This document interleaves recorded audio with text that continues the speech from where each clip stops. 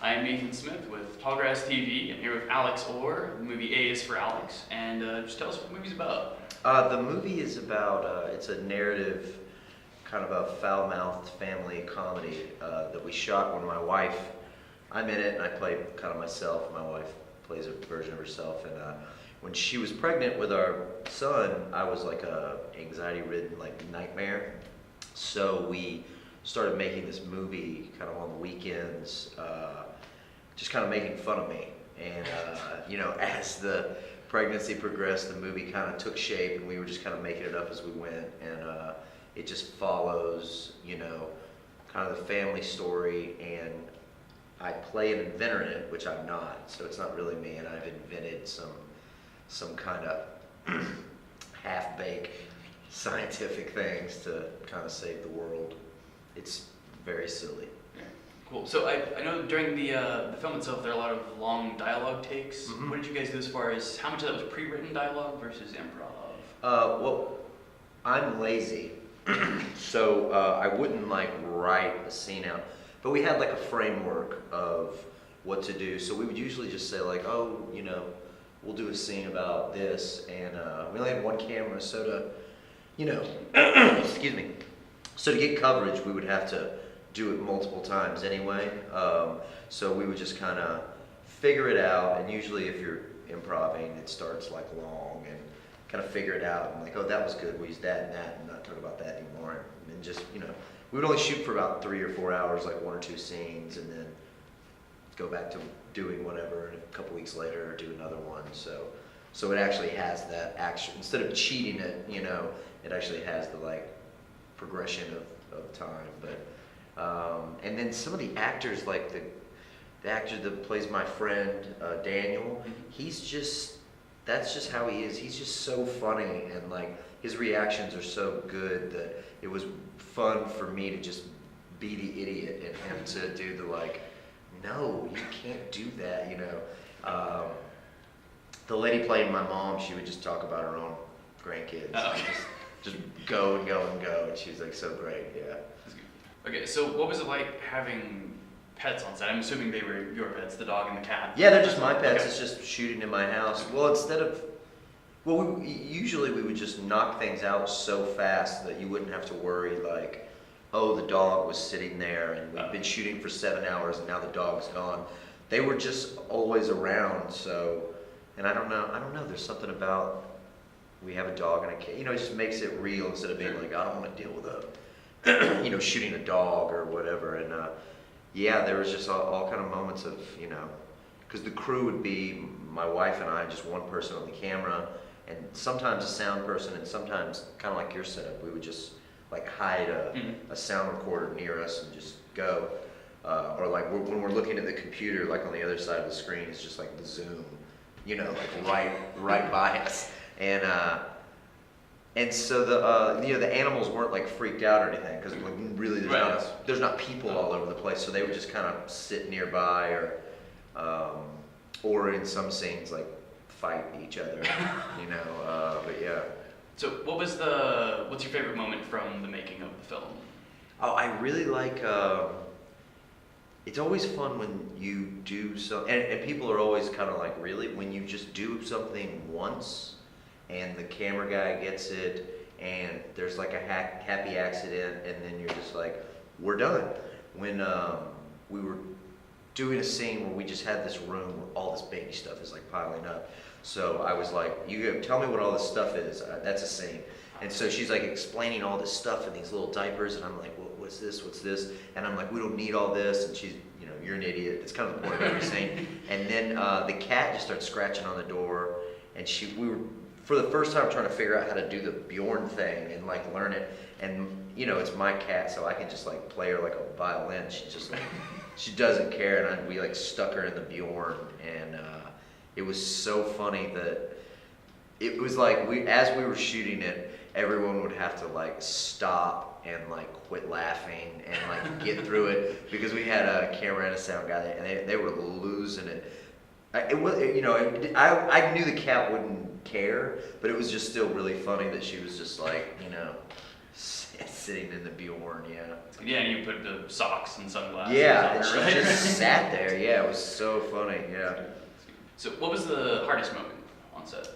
Um, well, for a while, the movie, there are a lot of scenes we got rid of, and there are a lot of things that when we were shooting it, you would just try it, and then afterwards plug it into the movie and just, that doesn't work, or that, that's better, or, and there was a long time where like I had a job that I went to with these other guys, and it was like, so not having a script, because if we would have written a script and then we would have been cheating pregnancy as opposed to being like, Right. let's shoot right now. So kind of figuring out how the movie wouldn't feel like so disjuncted, and kind of figuring that out, and you usually kind of Monday morning quarterback yourself, like shoot some things and then watch it and be like, it's not good, right? They're like, no, it's not good. Like, you should just be in your garage. So then we change it and reshoot, and yeah. But yeah, that was the harder thing. I've never made a movie without a script. Yeah. So, what's next for both the film and for you as a filmmaker?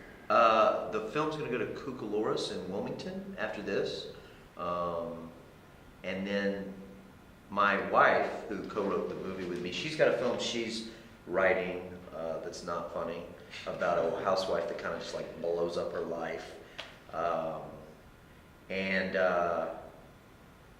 I've been working on a script with my writing partner about Little League baseball and violence and youth sports, and they're both like total downers. But yeah, we'll see. And we the third writer on A is for Alex, Adam Penny, we just wrapped his feature the day before I got here. So he made a feature about the guy that invented the Rubik's Cube, and someone kills him and takes his idea.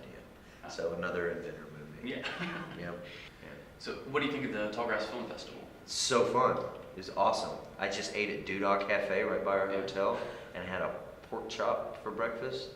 I'm gonna fall asleep as soon as we're finished with this. But it was fun. All the venues were so great, and it's so awesome when the filmmakers and the audience can interact. So it's so cool. You just kind of make your film, and you're like, maybe it's good, and then the film festival takes it, and you're like, oh hey, and then when you finally get that audience interaction and meeting other filmmakers from all over the world, it's awesome. It's just like the best. It's the best part of filmmaking. You guys really do it right.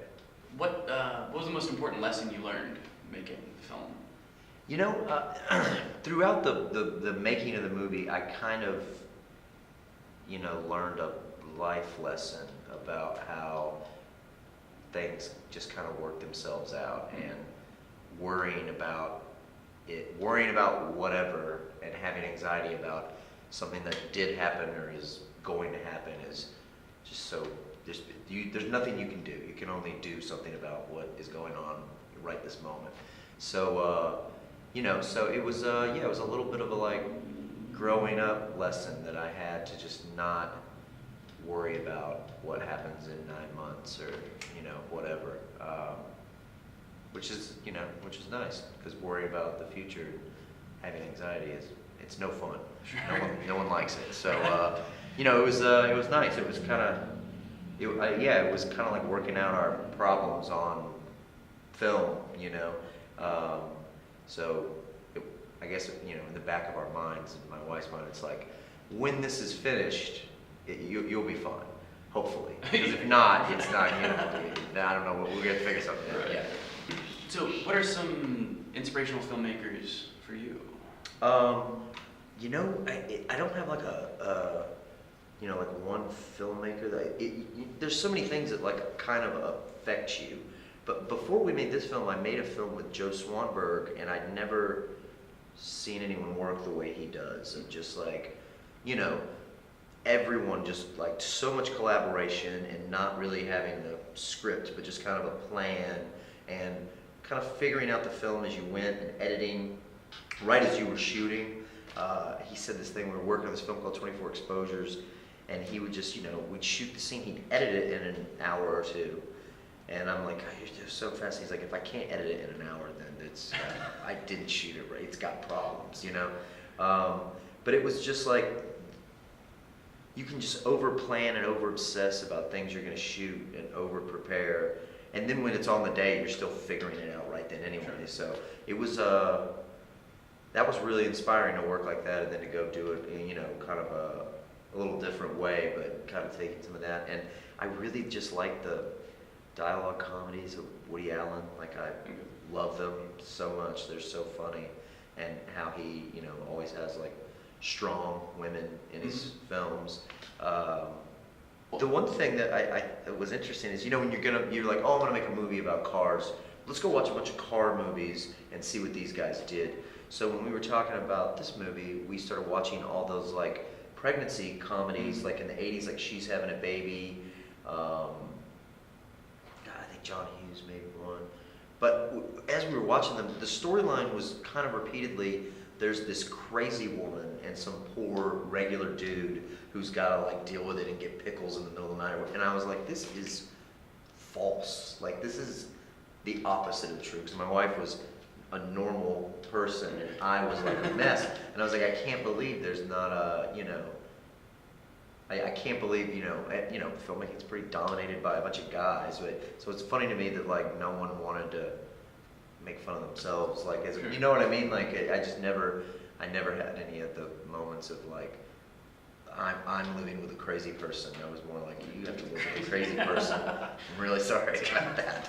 Yeah. That's good. Well, going back a little bit, there's an impressive amount of visual effects in the film, particularly for something that's a lower budget feature. So how did those come about, and was that something that you had in mind from the beginning?